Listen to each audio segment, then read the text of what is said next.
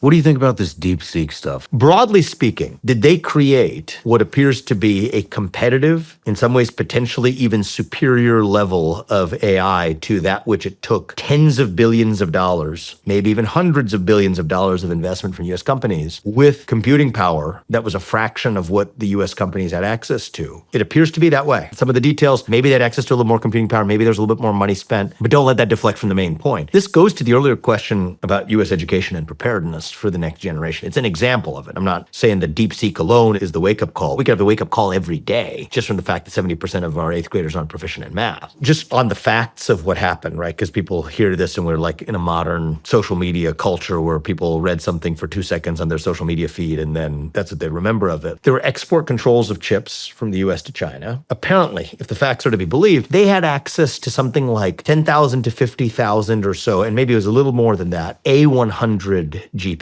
computing power chips from NVIDIA, where US companies, like Meta, I think it's like something like had 350,000 plus H100 GPU computing power chips from NVIDIA. So it's like 60 plus, 63x plus computing power for US companies might have access to versus this relatively modestly funded startup in China. And what they did was with that capital constraint and with that computing power constraint, even if you're skeptical of the exact numbers, instead of using 32 decimal places afterwards for a number, for numerically training AI, they used 8 decimal places instead. Maybe not quite as precise as using 32, but for any near-term human use, maybe they felt like 8 decimal places after was good enough. Or they used different areas of specialization where they didn't require everyone to be an expert in everything at the same time, but used these so-called, centers of excellence, or there's different ways you could phrase what that is, where you'd have the relevant experts train on their relevant area of subject matter expertise. But if you had something in the field of building a bridge, you don't need the advent of the best medical expert necessarily stepping up to answer that question because that's otherwise a waste in computing power. So you had different scrappy things that they did along the way, training it on phrases at a time rather than just individual letters or words. I saw this Telegram founder, Pavel Durov, had an interesting comment about this, which I think was, I don't agree with everything he wrote in there, but he had an interesting comment tying this success, this apparent success for this Chinese startup to even deeper differences in the Chinese educational system versus the current US educational system. And I think that if we don't use that as a wake-up call for us to at least light a fire under the feet of our STEM education in this country, then we would be making a grave mistake.